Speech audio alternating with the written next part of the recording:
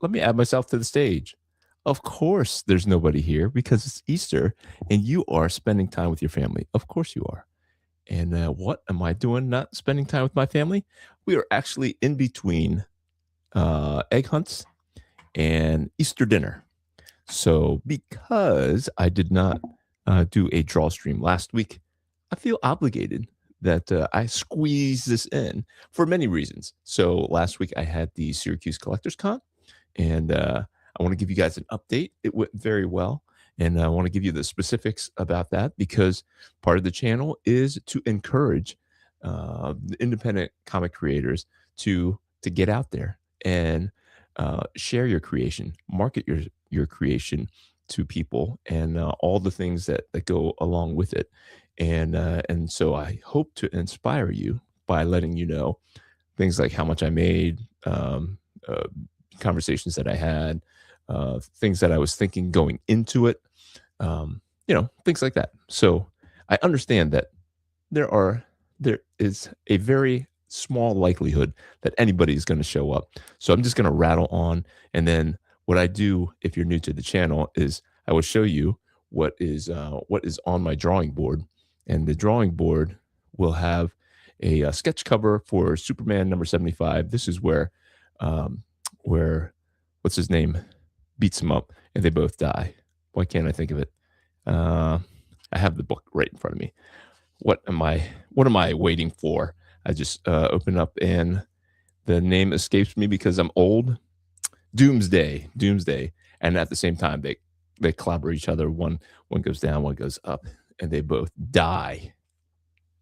Comic book die for a couple months. And thus created this huge explosion of speculation back in 1993. I just remember it being such a huge deal. I remember buying it, but I don't remember reading it. As I flipped through the facsimile copy that I bought here about 2 or 3 weeks ago, I didn't realize that every page is a splash page. So that's kind of neat. That's not something that I see done very often. Brother Ernest is in the house. Happy Easter. He is risen indeed. Amen, brother. He is risen indeed. Alpha Raiders showing up. I hope that you had a great morning, a morning mass, and I had a great service at our church. A great reminder of who we worship and why we worship. So, but yeah, I am excited to share with you guys. I'm trying to open the folders, all the folders, for the convention that I went to last week, because there were a lot of fun pictures. I'm gonna open it up as I try to stall, trying to make it seem like I can do two things at once, which is rare Dave's show. All right, I'm gonna open up this folder, and then I'm gonna share the screen with you guys so that you can see all the wonderfuls.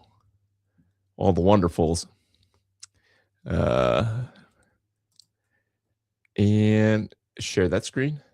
Kaboomski. Brother Mike Lorber in the house, the Comic Relief Crusader. Hail, Alpha Red. Dude, my dude, the Canadian dude is in the house. Hope you guys are having a good Sunday. I'm jumping on here just because who knows where the night is going to take us. We had 2 egg hunts today. I got a bag full of candy and probably ate more of it than I should have. Did this come up or not? There we go. No, don't open it up with that. Let me see. How do I open with? Let's just do it on this. Let's just open it on this. All right. Hopefully you guys are seeing this. Let me open back the thing. So this is one of the features at the Syracuse Collectors Con. That was last weekend, the 28th and 29th. And this was a Deadpool Venom guy that was walking around. Very cool. We have a Deadpool group that's around here. and they set up shop in the corner, and they get dressed up as Deadpool's various Deadpools that are in the existence, or some that don't seem like they've ever been in existence, but like Gwenpool and Dogpool and all that stuff. And they sit in this booth area, and then people come up and take pictures with them and stuff, and then they walk around the con. So it's a lot of fun. So this is a chalk drawing. I don't know if you guys saw the chalk drawing that I posted, but I didn't realize that they were going to do this. They took the picture that I drew of the here. This is in not great order. I just threw a bunch of stuff in a folder in hopes that I can kind of talk you through the collector's con that I went to last week. So this is me setting up for the show. They gave me 2 tables for drawing and creating the mascot for the convention. His name is the Salt City Crusader. They gave me a stack of posters that are souvenir posters that they gave to VIPs, and they sold it at the desk, and just lots of fun things that are included when you help them with artwork and things like that. So they gave me 2 tables. So one table was like all my fan art, like you see here is you know, the Spider-Man and the Batman and Battle Chaser stuff, some original art, a lot of prints over here, and that was on Friday, me setting up here. And as I go through here, my wife was helping me set up. So I have one side of it was Alpha Red stuff. I have animation going. And so I did actually very well. The numbers come out like they break down like this. So I sold roughly 80 copies of Alpha Red, which is gangbusters for a non-homeschool convention for me. Like a good homeschool convention is like selling 120 comic books. So for me to sell 80 comic books at a non-homeschool convention is pretty big. I think the first year I did it was I sold my rear end off, and it was 60 comics, 60 issues of Alpha Red, and I thought that was like the best thing in the world, because up until then I had only ever sold like 5 to 10 issues of Alpha Red at a normal convention, and most of the sales were of Alpha Red are always online. So that was a big deal in 2024 at this very show, where I kind of started dedicating my time and the direction of my artwork to focus on Alpha Red, and so it's been up and up since then, since 2 years ago. So I'm glad to have done so well at this current one. Brother Lorber is spitting truth. Happy Easter. He is king. Amen to that. Spitting some truth.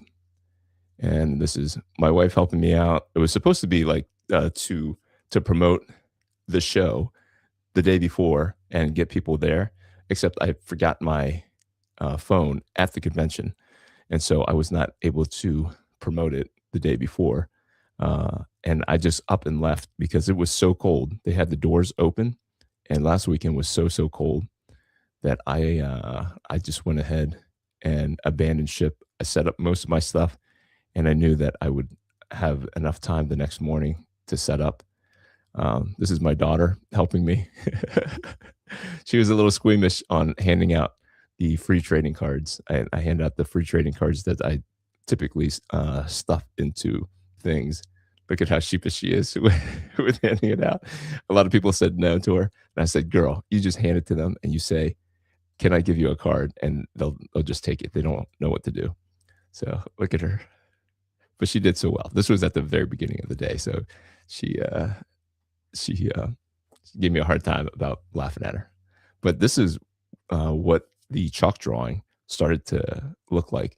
The guy who does the chalk drawing, his name is Eric. He came over and we were talking, and he was like, I think I'm drawing your picture for the show. And I was like, oh, okay, that's kind of cool. He's like, yeah, it's a giant chalk drawing. I was like, oh, okay. And then at the end of the show, I finally walked over and this is what it looked like. I got to tell you, like, I don't know how to explain like the physical reaction I got to seeing it. I was like so giddy. It was like very unlike me. I'm a pretty calm guy, and for me to be so moved by this piece of artwork, just because I have a connection to it, you know, a personal connection to it, and it's so big, and other people are going to see it and stuff. It was just amazing to me. So, like I said, super happy about that. And so yeah, the other numbers. So I made over $500 the first day, and I could not believe it. This is a funny story too. I'm not sure who this girl is, but I drew this picture, the stand for the show. That's the Syracuse. That's the Salt City Crusader right there. That stand. And so I walked by. I saw it. I wanted a picture with my stand, and so this cosplayer was was walking next to it, and I said, "Hey, can you get me? Can you take a picture of me with the stand?" And she goes, "Oh, okay." And then so she was holding something in her hand. She turns to her friend, gives her friend the purse or whatever, and then she goes and stands next to the stand. And I was like, instead of telling her, no, that's not what I meant. I don't want to take a picture of you with the stand. I want to take a picture with the stand. I just went ahead and took a picture of her with the stand. And then I gave her my phone and I said, can you take a picture of me? And so here we are. But I was like, what in the world? Um, great to hear you're doing well at these conventions. Thank you. Thank you, Ernest. Um, was the real doctor there with the TARDIS? He was not. He or she or it was not. Uh, but the TARDIS was there. My daughter and my son have no idea what Doctor Who is. So they're like, "Why is there a blue police station over there?" I was like, "It's a time travel machine, interdimensional time travel machine." So this is how big it was. It was 9 feet tall by 6 feet wide. Is the dimensions of the chalk drawing. I couldn't have been happier. And this was the final thing, and this was the final day. And by the time the end of the show uh, came to the end of the show, I was starting to feel the con crud coming on, and I was just like I was kind of done. I was like, this is Eric, the artist who recreated my drawing as the chalk drawing. There is a speed video. I don't know if you guys caught it. I meant to link it in the notes, but we'll do that. I can do that post the thing. So look for the sped up time lapse version of him doing the drawing. This is my buddy Chris Ring. We've known each other since 1990 something or other. He came to my comic book store, and then whenever I started doing conventions, he was an old hat at it. So we share, like, he slept at my house. You know, we share hotel rooms and stuff to save money.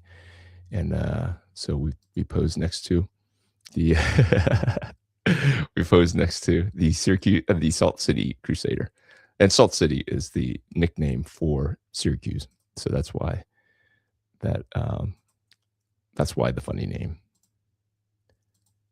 And this was the poster that I drew for the show, and that's what he used to create the thing. But that is that. All right, all right. Let's get to. Let's move this. I'm going to remove that. I'm going to close it all down. Stop sharing. I'm going to move you guys over here. So I'm kind of looking at you when I'm reading. And then let's bring up the screen and then share that. I will share the drawing board. Yeah, so they started doing these facsimiles with sketch covers. And I started picking them up like a sucker. My LCS buys it, and they just keep it very. I don't know how they point me to it. It seems like they point me to it every time I walk in, and there's a sketch cover, and they just want to see if I am willing to pick it up. Um, because I do have like the the Killing Joke. I have some kind of another Batman, a couple of Batmans, a couple of uh, Superman things. I of course have the new Superman Spider Man crossover, which I thought was fun. I don't know if you guys picked it up, but I thought it was fun. I know um, Wes from Thinking Critical was a little critical of it, and I get it too.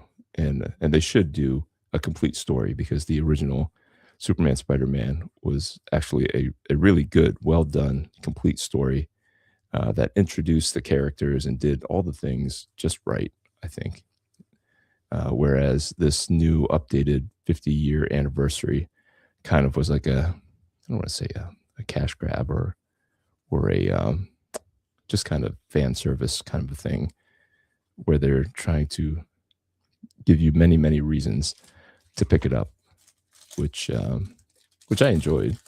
I enjoyed seeing some of the surprises,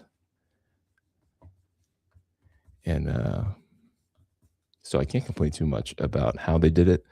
The only complaint I think was that they are not complete stories. They like introduce a story and you get some action and it's kind of fun. It's good, and then it ends like a lot of them end on kind of a cliffhanger, and you're like, well, why'd you do that? Why don't you just finish something? You know, where there could be another issue, but you've got this one resolved. So, like I said, I don't remember reading this issue of Superman. I know that I did. I was working at a was I working at the comic shop yet? No, I wasn't. But I was buying everything. I had a job. I think I was a senior in high school or I had just graduated high school and I was working cleaning cleaning banks, I want to say. I want to make sure I get similar some similar marks on his face and whatnot. So that I'm not just kind of randomly coming up with my own beat 'em ups. I just know that he's got no cape, but I'll draw the floating cape thing in the back here to signify the end is nigh. The end is nigh.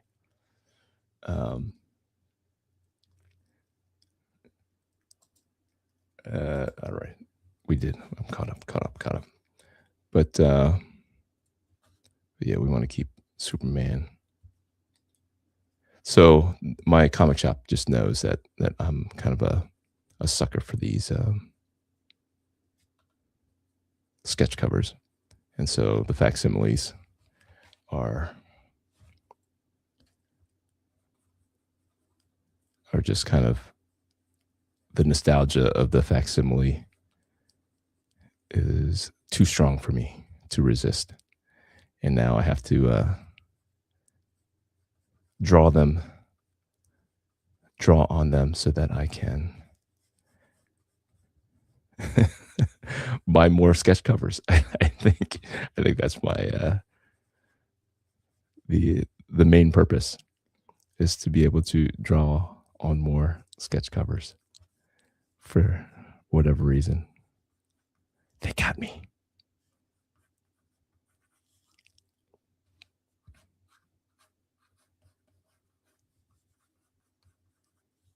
And there's no scene that I know of where it's like where he's like waiting for the next blow from Doomsday, but because this is like a very action packed comic. Like I know I read it, but I don't remember reading it at the time. And just flipping through it, and scenes look familiar to me. But my goodness, I graduated high school in 1993, so that is how old I am. So it brings back some memories. It does, but let's see how bloody. They don't show a lot of blood. Yeah, this is the death blow right here. There's not a lot of blood. Okay, so he's got everything is pretty much all ripped up. He's got a cut open on his thigh. So we want to stay true to that.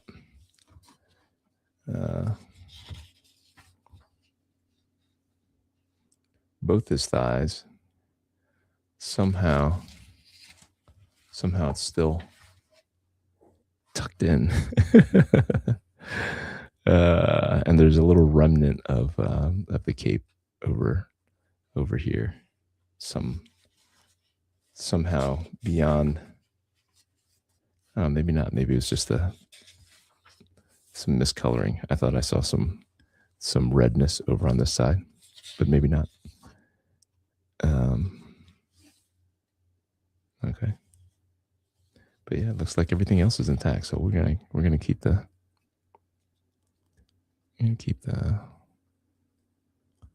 Superman boots. Superman boots.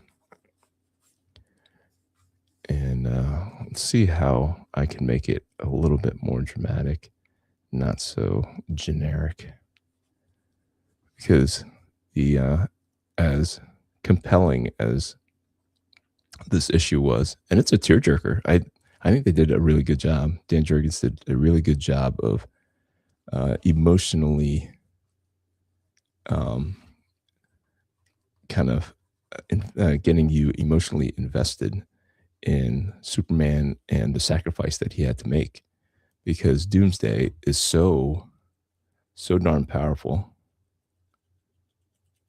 Hang on a second here. The lead is running out here. Hopefully I got more lead. This is the problem. When you go mechanical, it just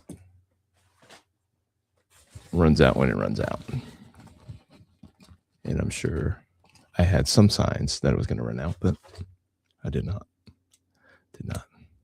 So the second day of the Syracuse Collectors Con was almost as good as the first day. Not quite. Because I did have to buy some prints off of my buddy Chris. His wife has a business where they have a printer in their house. And so it's hard for guys like me who don't own the properties like Superman and Batman. I had a absolute Batman print that I wanted, and I only sold one of them. I thought for sure that was going to go gangbusters, but it did not. I had him do 5 of those, 5 of all these, Teenage Mutant Ninja Turtles, Spider-Man, Batman. I don't think I had any Superman prints. Maybe I should work on that. Superman is well beloved by convention goers. Look who it is. Brother Benny's in the house. Happy Easter. I'm starting family dinner. I'll watch later. Very cool. This is meant to kind of supplement whenever you're in between stuff. We're in between egg hunts. There were 2 this morning. Well, this after church, 2, and my youngest is 18. My oldest is 23, and they were tearing up the house looking for eggs. And then my wife comes in after it's all done, and she goes, "Oh, the Easter bunny was also outside." And then they ran back outside, and I was like, "I'm tapping out. But then we're all anxiously awaiting the Easter ham. So uh, that's that's why I can squeeze in an hour and a half, 2 hours of the death of Superman. Brother Ryan says, finally, I see you drawing live again. That's right. That's right. I'm sneaking it in there, sneaking it in here. Zebra Comics. Ernest says that run was really good. Yeah, a lot of people give it a hard time because he was brought back, of course, and it was way over printed, but the story was legit. It was so good. It was so good. Like you can see like he keeps going back to the other relationships, and people just kind of like they're rooting for him, and like he just doesn't give up. And nothing against Dan Jurgens. At the time, I was just all into the Image guys, so I didn't appreciate the style because it is a more classic '80s kind of style. It was not the hot Jim Lee, Rob Liefeld, Todd McFarlane Image hotness in the 1990s. So I was aware. I liked it. I liked the hype of it all because everybody wanted to talk comic books, and I was really coming into my love for comic books, obsession for comic books. So it was kind of neat to feel like I had some kind of expertise that non-traditional comic fans were kind of asking for my expertise, and felt kind of cool. I felt cool for a little bit as a 18, 19, 20-year-old who was not who had not found his confidence yet. But yeah, no, it was such a good story, so well done. Like if as I flip through here, you guys can see like every page is a splash page. Just like, wow, that's like, is that a cover? Is this a cover? Is this a cover? It could be. All of them, splash page.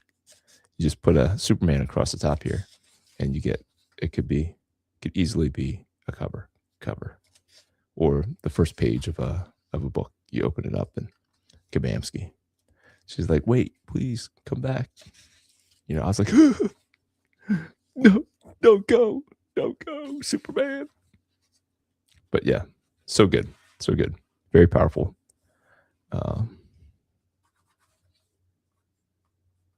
Storytelling. Dan Jurgens did a bang up job. And if you listen to Rob Liefeld's side of it, he's like, DC and Marvel were scrambling. They didn't know what to do because Image was sucking all the oxygen out of the room. He said, Image killed Superman. They had to pull out all the stops. And so he's taking credit for DC doing this storyline that was like, it was a net positive for at the time, like millions of comics being sold.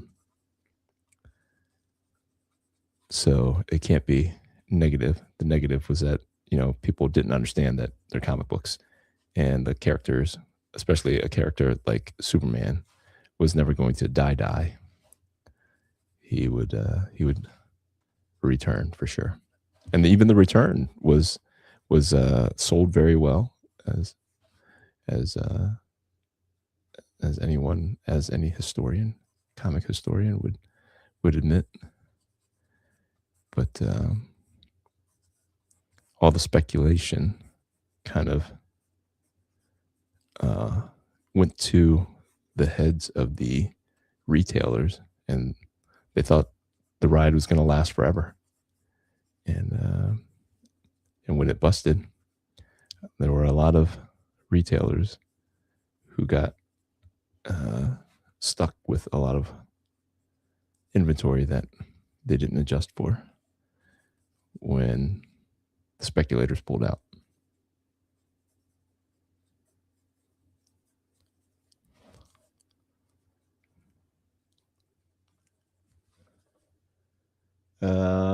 Mike says Liefeld is a goof. He is a goof. He's got his own perspective for sure. He sees it his way and no one else's way. So it's hard to, like, he brings his receipts and you're like, yes, but, but he's not sitting around hearing it. So you love him, you hate him, you ignore him. He's like a train wreck. You rubbernecking. And I'm inspired by a lot of this stuff. He's got a lot of energy and he brings a lot of excitement to his books. And I am definitely curious. I was disappointed in the direction he took with Supreme being bisexual. I was like, that's kind of out of the blue there, bro. But if you didn't read too much into it, I guess you could just say that they were like him and the super bad guy were like, we're just really close friends and not romantically connected. It just felt forced, and then it disappeared. And I was like, okay. I guess if you wanted to do that to one of your most beloved characters in the Extreme universe, it's yours. So, but I couldn't get a hold of issue number 4, so I am one issue behind, and I don't think he's going to reprint issue number 4, so I might be kind of out as far as following the new Youngblood relaunch. But yeah. All right.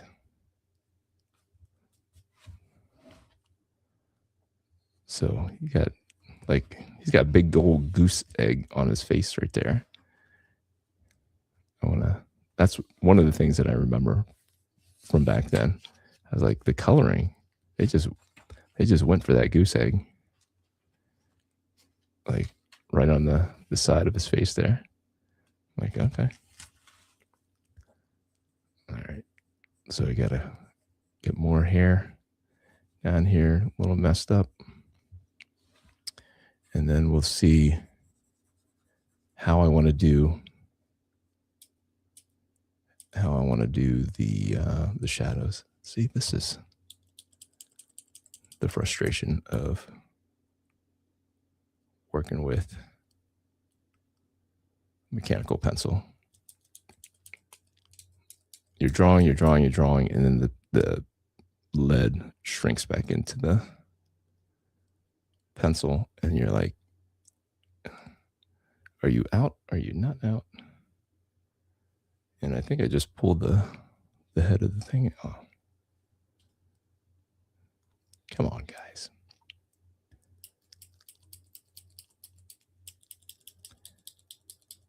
You would think that a guy with a YouTube channel would be better prepared, but he is not.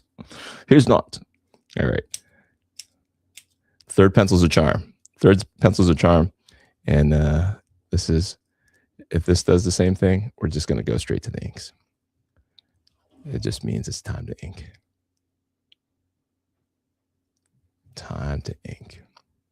So he's got 3 scratches down his face. He's got a big oogly thing here.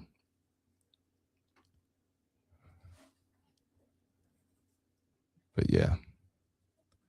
So Ryan, Zever Comics, are you have you gone to your first convention yet? I was talking earlier about conventions and how successful my latest one was. Mike says all the time he seems to be at the right moment in the right time to witness almost every moment in comics. It does. Been reading his Youngblood, so boring. I thought the first one was really good, there was like lots of potential. It was moving very fast, and there was lots of things going on. So I was like, oh, okay, this is going to be kind of exciting. It's just uh, it was just a lot. And then like issue number 2 was also a lot, and then but it was still okay. And then number 3, it was like more, and none of it was paying off. And I was like, how about you pay off some of this, some of the setup from the beginning there? And that just wasn't happening. So I wasn't too broken up that Youngblood number 4 was not available for me. So if anybody wants the new Youngblood number 1, just to try it out, I do have a Bad Rock sketch that is up on my Etsy store, and it comes with a Youngblood number 1. If you are as curious as I was, it's fine. I mean, I have fond memories of collecting Rob Liefeld comics in my youth, so not too much shade, not too much shade. Although you can see where some shade is justified. I don't want to say justified because, I don't. He doesn't seem to shy away from the controversy, so it's not hurting him any. I don't think. I don't think he's sweating it too much. And so, love him or hate him,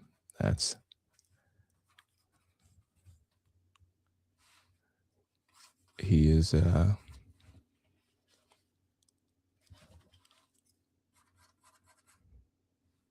He's interesting. Sometimes that's what you need. Not that you invite controversy or whatever, but like it can be boring. Like if everything is all good all the time, it's not much to talk about. So if you want to keep it spicy, you poke at the bear, you poke at Mr. Liefeld, and he'll light you up. And wonder, I was going to have Mr. Eric Ninotowski on the show while he had his Rippaverse campaign going. We did Commander Noble, and that turned out pretty good. But Commander Noble, like I ran across it as I was preparing for the show, the sketch for Commander Noble, and it's just really Cable, older warrior kind of guy.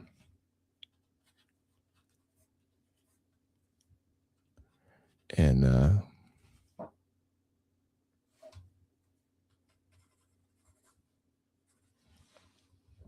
was fun to draw. And but I never got around to getting Eric on the show. Gonna take a picture of the pencil version. Ba-dum-ba-dum-bum-bum. And Ryan says, I have not. I am on a waiting list for the one in May. I didn't know how early I should have tried to get a booth. Yeah, I set it up like the year before. Like once you start, once your mindset is set on, hey, I'm going to try this, you should probably do it for a year or two, and you'll get better at it, and you'll see the comparison from year over year. Like people will, that's how you start to build up fans. Like they'll come. Here's a comic that a guy came up and gave to me.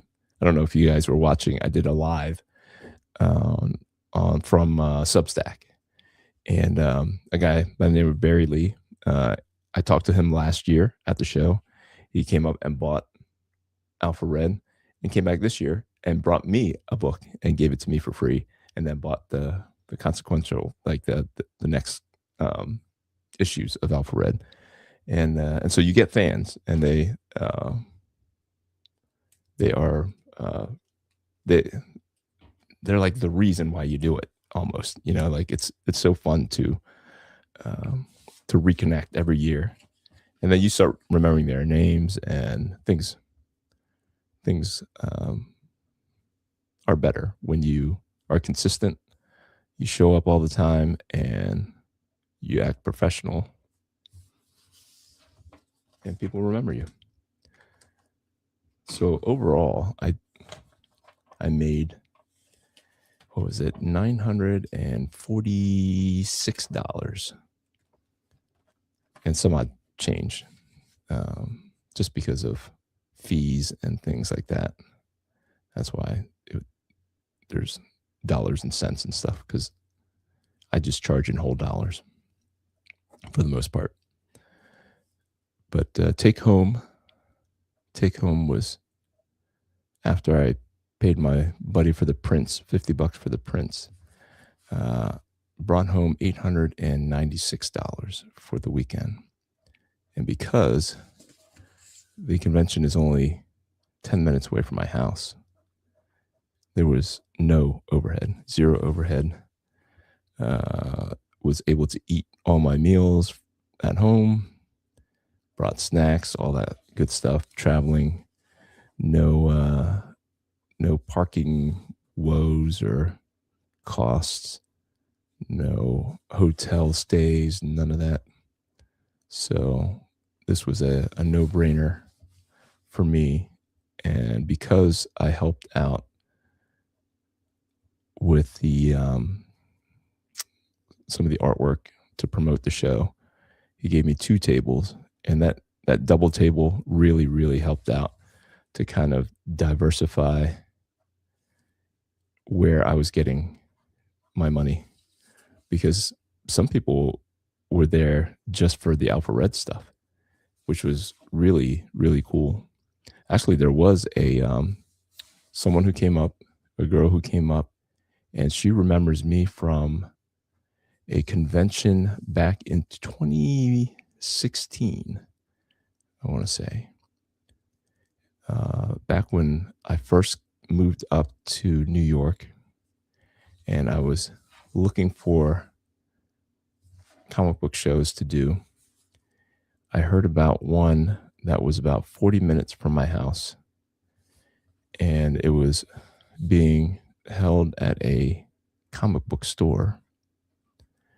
And she was one of the other guests. She had a comic book, and she remembers meeting me, talking to me, and she was very excited to pick up Alpha Red, because she could not pick up Alpha Red at the time. She did not have the money, but she has been following me, and her and her boyfriend stopped over, and she wanted to share that I had inspired her, or remembered, I don't know. She was just very kind with her words. She remembered me, and she wanted wanted me to know that she was a fan. And that was almost 10 years ago. So just gotta kind of have to keep going, and then one day you'll be an overnight success. That's an overnight success, 20 years in the making. That's what Alpha Red's going to be in 2033.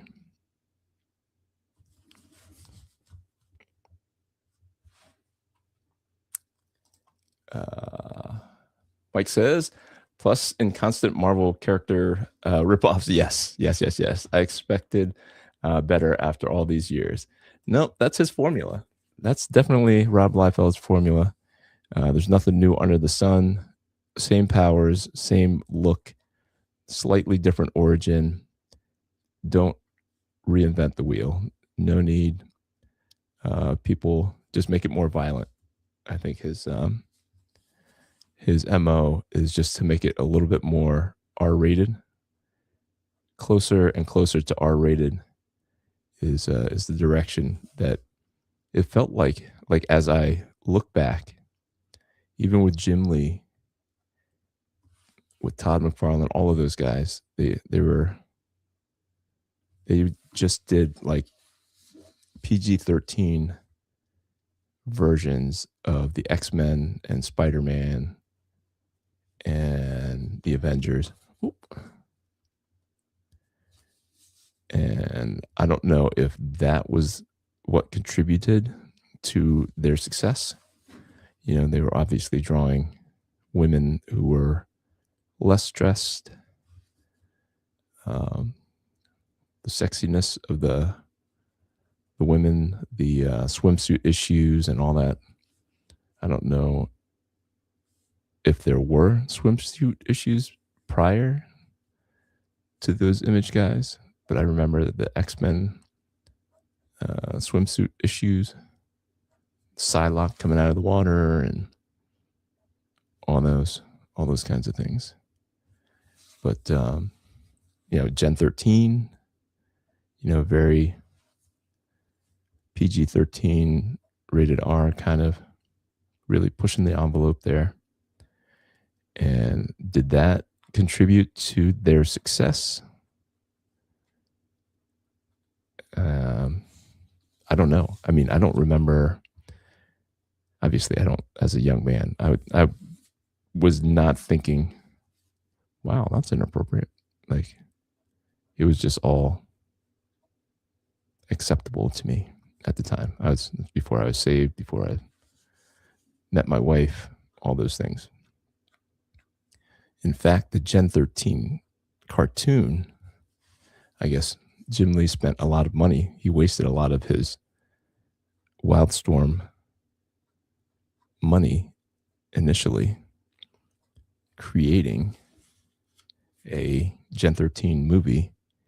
And one of the executives who bought DC or whatever, I guess that, I don't know if that sounds right, but when they bought all the rights to all that stuff, they're like, we're never going to release that Gen 13 cartoon because it's smut, you know. And if you recall the covers to Gen 13, obviously J. Scott Campbell's artwork is very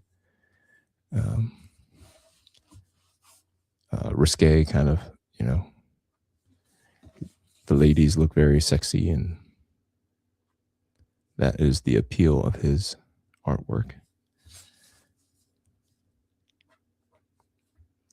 So I don't know. Like, can we attribute like our love for the medium at the time while we were young men to the how they drew women and how they were increasing the violence, the graphic depictions of the fighting and all that stuff?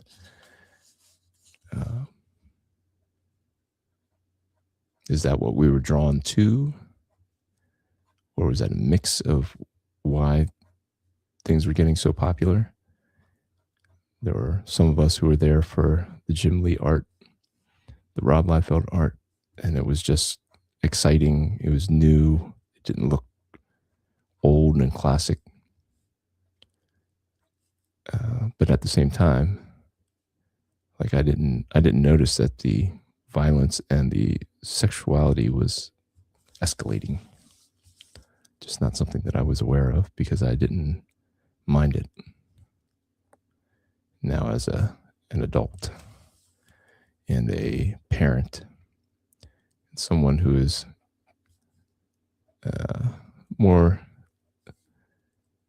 who has more perspective on society, and I have my opinions on what makes a good society, what's bad for a society, and some of these cultural things that we consumed with our eyes and our minds begin to corrupt how we look at our fellow human beings, and where does it all lead? And we should definitely not be exposing our kids to as much of the stuff that we were exposing ourselves to back in the day, because it has led to the kind of lack of morals, lack of guardrails for protecting the young. You know, just the way that some parents introduce some of these themes to their kids, you know, by sharing some of our old comics and movies, and, you know, just especially like I've heard some parents describe how they introduce horror movies to their kids because they like horror. And of course, you know, if you like stuff, you want to share what you like with your kids. I know, because I like sharing my comics with my kids. But instead of continuing to go farther with it, when I recognize that the stuff isn't, I shouldn't be sharing it with them.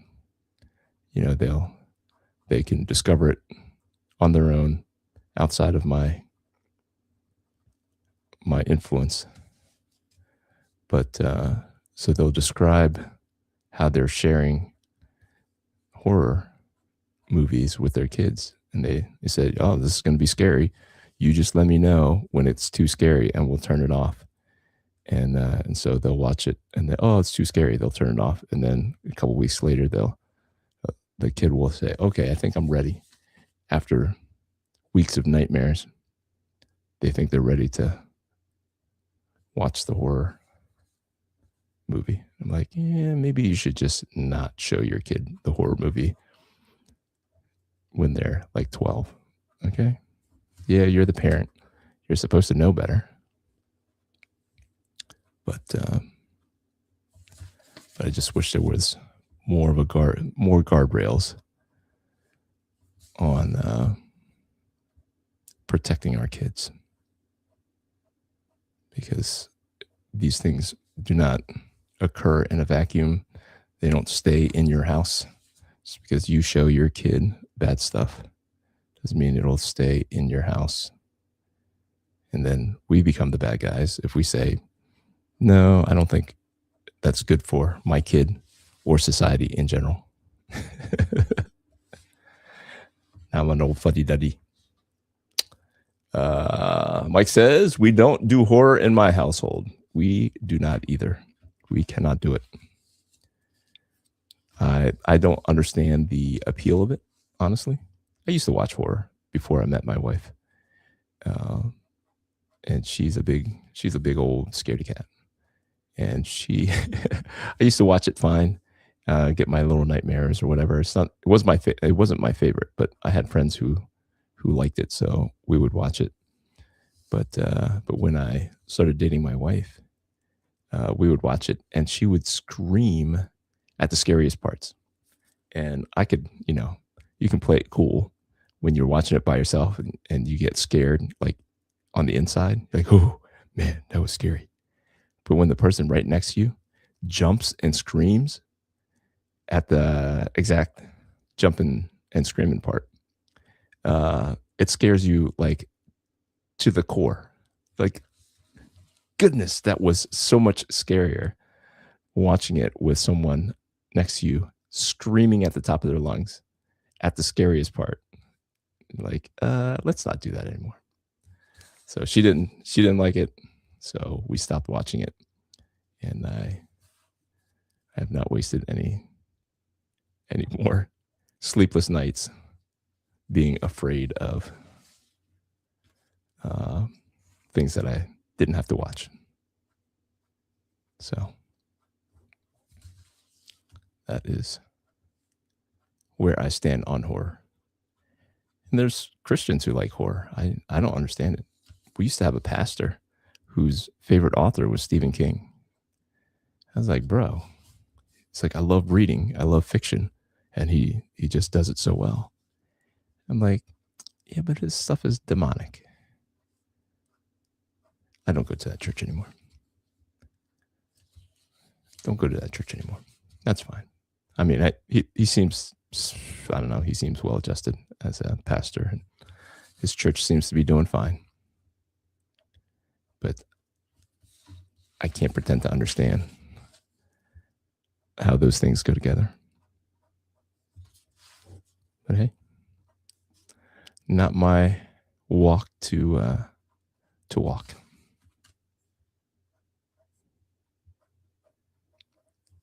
My mother-in-law, she likes like kind of weird, dark stuff. We kind of had to give her the side eye. Like, all right, well, just don't tell us about it. We used to share an Amazon account with her. And we're like, who in the world's watching this stuff? And she's like, oh, that's me. I like getting scared. Like, why? She's in her 70s. And we gave her a hard time. Her husband gave her a hard time. And so I think she must hide it better if she's still watching it. But I don't know. She said she liked it. Not I. No. No, thank you.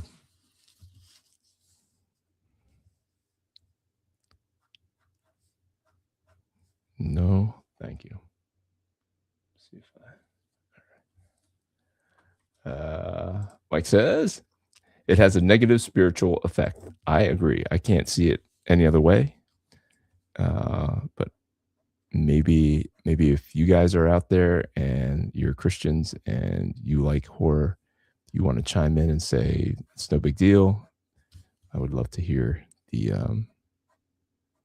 your defense or your description of how or why you like horror movies. Just can't do it. Don't know.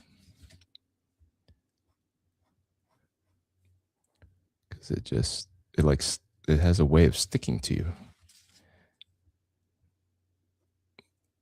I don't know. I don't know if that's a good way to explain it, but like that's kind of everything that we watch and read, and like the comics that we read and stuff, they kind of become our memories, you know? Like I just reread Batman Year One, Frank Miller, David Mazzucchelli. So good. So good. I did remember it more fondly than I experienced it this time. But I was also young when I read it, and I don't think there weren't very many comics that were that gritty or raw and real. That it was more like a crime thing. I don't know. I experienced it like a TV show and not so much a comic book. Kind of hard to describe, honestly. But there's so much in it.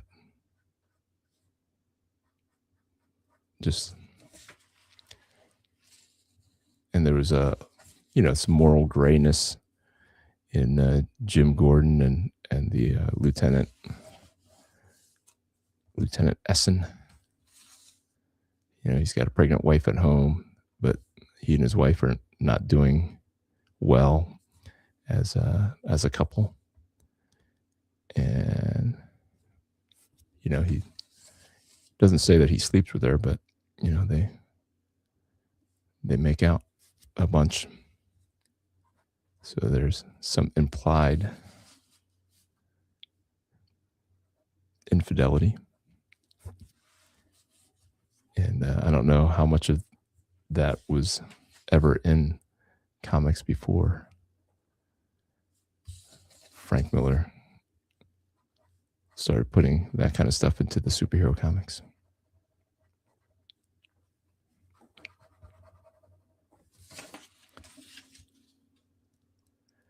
Look at who's in the house. Mr. Patrick Daniel just popping in to say hi. Hope everyone is having a great Sunday. Happy Easter, sir. And Chuck Lee, 6858 says, Happy Jesus Day. I like horror. Anthology TV series from the 80s. Yeah, what was that? The Goosebumps? Is that what you're talking about, Chuck Lee? I did not understand that. Goosebumps. I mean, my kids were young, and I knew that it was supposed to be kind of scary, but I thought it was like not as scary because it was so popular. Is that what you're talking about, Chuck Lee? I don't want to go on and on about Goosebumps if you're not talking about Goosebumps. But I watched one day and I was like, man, I am scared. Like, parents are letting their kids watch Goosebumps after school. I mean, I was watching Transformers and G.I. Joe. You know, they're watching like ghosts, like kidnapping their friends or haunting something or other. I'm like, yuck. So is it the scary feeling, Chuck Lee? Like I get it's like a haunting feeling. It's like feels dark, and I guess maybe like in my mind, it's the glorification of the darkness, the spiritually, like the demons and ghosts have power, or they're shown in a light that is kind of positive if they kind of get under our skin. Whereas a Christian, we're relying on Jesus as our hope and our light and our, like, I don't have fear because I have Jesus, and the Holy Spirit. Chucky says, yeah, and monsters, stuff like that. Gotcha. Were there any I can't think of any monster anthology type shows. But yeah, there's, monsters are real. Demons are real. These ghosts and things, they're real. I believe in all of those things. So I don't want to not address them or not, or pretend that they don't exist. But I guess for the mature me who hasn't intentionally watched anything scary in decades, probably, I don't understand it. I don't understand why. I don't understand the appeal. I know that there is an appeal. Like, is it like you get scared and like you get that adrenaline rush? The I don't like getting nervous. I don't like the anxiety of like, I don't know what's around the corner, like even in a movie. So for me to like seek it out, you want something that is suspenseful. If a director is doing his job right, if the script writer is doing their job right, there is an anticipation of I don't know what's next, but I'm going to stick around no matter how scared I am or whatever. Ryan says, I am not opposed to watching some horror. I don't care for the gore or the excessive blood. Okay.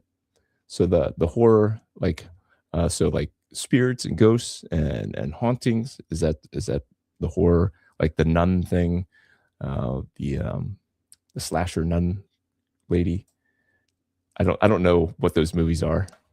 So I don't even know how to describe, but like the scary nun lady, if that's what you mean. Chuckley says, I don't like horror movies because the strong stuff on TV shows are not that bad. Okay, so there is maybe like a line that you can see when it comes to the differences between what they allow on TV versus the seemingly um, unshackled horror that they tend to put on the silver screen. Yeah. I mean, I don't know, honestly. All that stuff scares me. Like I said, when the wife screams, like it just chills me, gets me all the way to the bone. I'm like, I never want to be scared like that.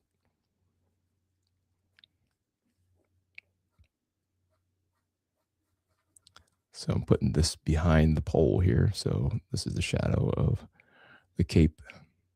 And then the cape over here. Cape goes over. And then I haven't decided where the pole is, but I think I should start just because it's going to start affecting where I put the other shadow back here.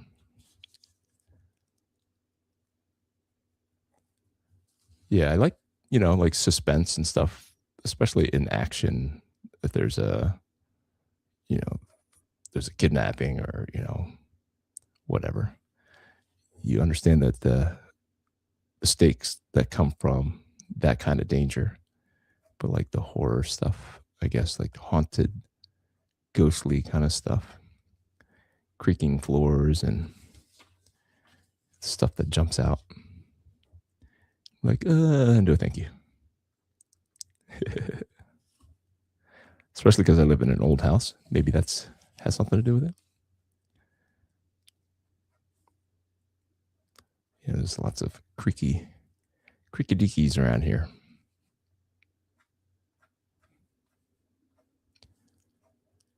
So what time do you guys eat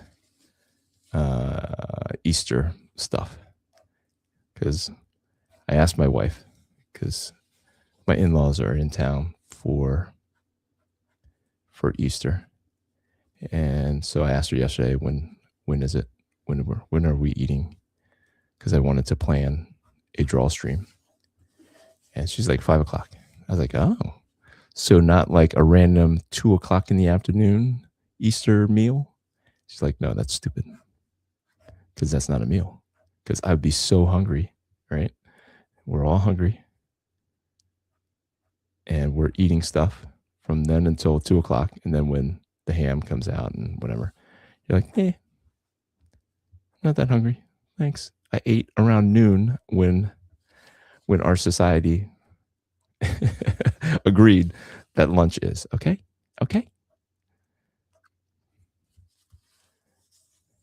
We agreed on this a long time ago. That lunch, noontime, 2 o'clock, 2:30, that's snack time. And I have filled myself up with Easter bunnies, the ears of Easter bunnies, and so on and so forth. Let's see. Ryan says, almost everything we watch or listen to that is distributed on any channels or networks is demonic. For sure. I mean, if you go macro, definitely. From Disney to Warner Brothers, music, TV, movies, books, as long as the father is your rock, it's fine. I get it. Yep. On the macro level, for sure. Anything that's not intentionally made to glorify God is inherently demonic. So I get that. So there's some truth there. I don't mind that pushback. Like all the comics that I like, all my Transformer comics and all the stuff, all the things, if they're not done for the glory of God, then they are, in essence, demonic. But I guess the scary stuff, the more like overt glorification, I guess, of the powers, the negative demonic powers that are, and without, I guess, like maybe without the acknowledgement that there's the other side of the coin is God, is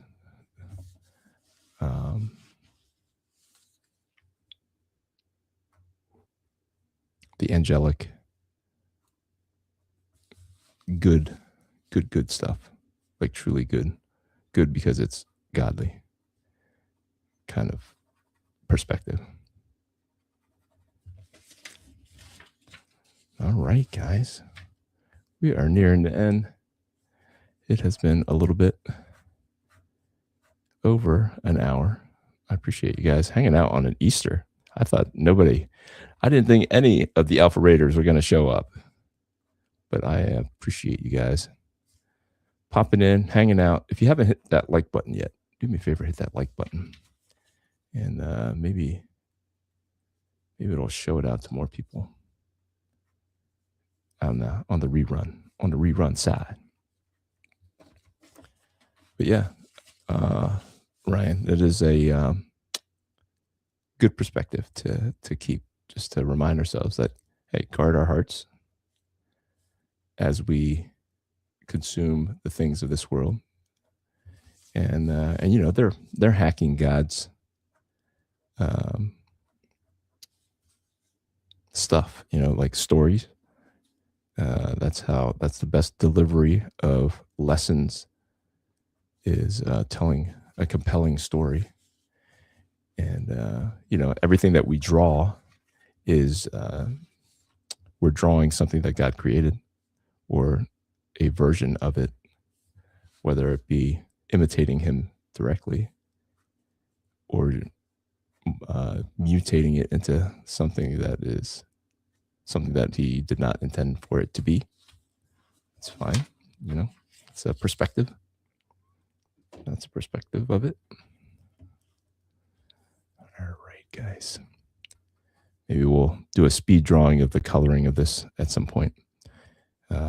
I don't dare do it now, just because the smudging, the possible smudging of it. But yeah, I do recommend this, guys. If you guys have not read The Death of Superman, this was a very good issue. Dan Jurgens did a great job of kind of pulling you in, making you care for the big guy. I don't know if people were like, by the sounds of, by the way that Rob Liefeld remembers it, you know, sales were not great for Superman and things like that. So he, when he says Image killed Superman, he's referring to them doing everything that they could to make sure that the sales of Superman increased in the midst of the Image boom. I forgot, I never went back. Maybe we'll. All right, I'll noodle with this a little later. So guys, if you would hit that like button, if you're new to the channel, hit that subscribe button, and we'll say, let's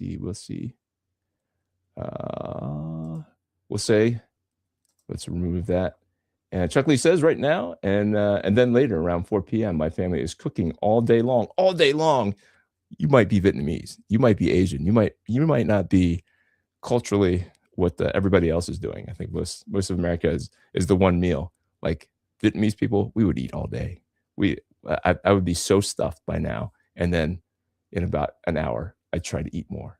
If I was in my old house, living my old life near my family, where they eat and drink and they're merry all the time, but they don't know Jesus. So, but unfortunate. What would you recommend for a beginner artist that wants to draw comics? So I would honestly, Chuck, I would recommend that you observe, right? Get a magazine, there's so many ways to go, right? There's so many different ways to get to the finished comic.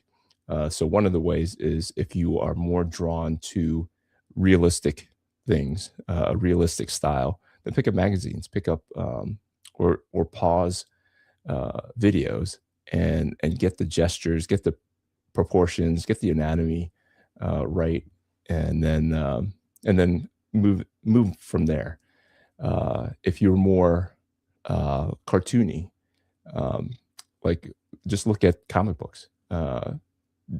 Look at your favorite comic books. That's probably a great place to start. It's something that I am starting to do again, is to return to the comics that excite me and just kind of dissect to deconstruct what makes those comics exciting to me. Why does that panel look so good? Identify who your favorite comic book artists are, and then just kind of you can copy them directly just to understand uh, why it is that they decided to do what they did. And the ones who do it really well are the ones who people think the same thing. So learn from the best. Don't just learn from guys like me who do it, in a way that you might appreciate, um, but not. I don't know. I don't do it for a living, so I can't help but do it, and so I will do it for the rest of my life.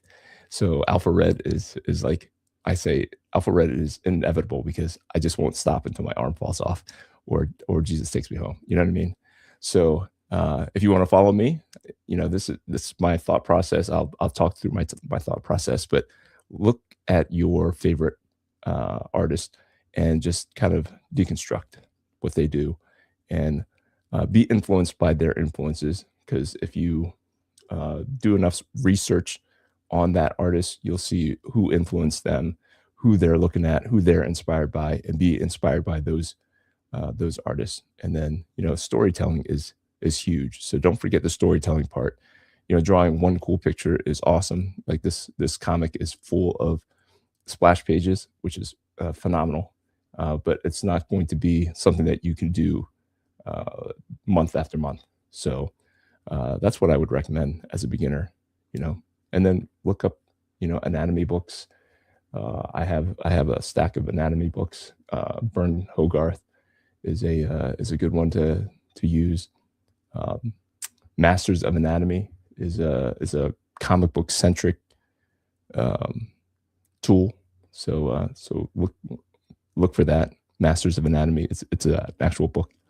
So that would be the quick, short version to get you started. But Ryan says, right, think about it this way. I don't celebrate Easter because it has nothing to do with Passover or Jesus' Passover, the Last Supper. No need for bunnies and eggs for my family. I get it. I get that too. I don't know why we do the Easter egg hunts. I do know the thing about the eggs and the hunting of the eggs. People gave up protein for Lent, so they did not have eggs. That's why they boiled eggs, and on Easter Sunday, they would be allowed to eat the eggs again. And so they made it a game. They would hide it, and then you would get to eat the hard boiled eggs. That's where we get the eggs. I don't know about the bunnies, but the chocolate sure is good. So, but you can eat that whenever, right? So, guys, I appreciate you hanging out with me on this Easter, and we will see you next Sunday. All right. Until then, grace, peace. Let me turn this off, and we out.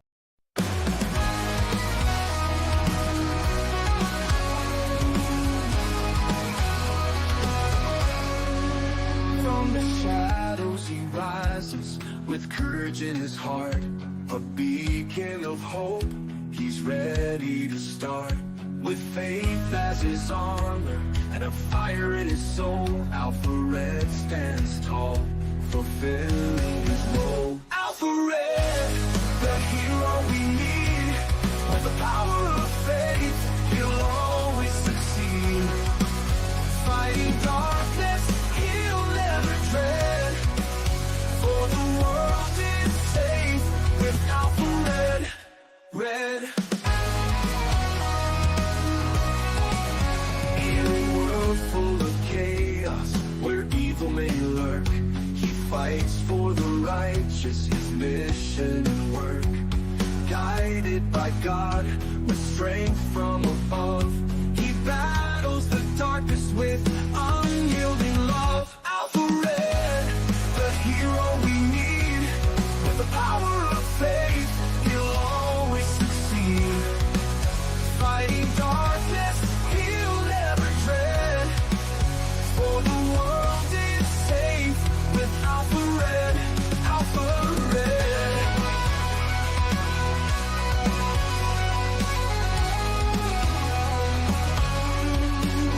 When the night seems too long and hope seems so far, look to the skies, we'll see his bright star. With a prayer and a promise, he faces the fight. Alpha Red shines through, the beacon of light. Alpha Red, the hero we need, with the power of faith, he'll always succeed. Fighting darkness, he'll never dread, for the world is safe with Alpha Red. So stand tall with courage, let your faith lead the way. With Alpha Red beside us, we'll see a brighter day. For evil may tremble, but never forget, the world is protected by our hero.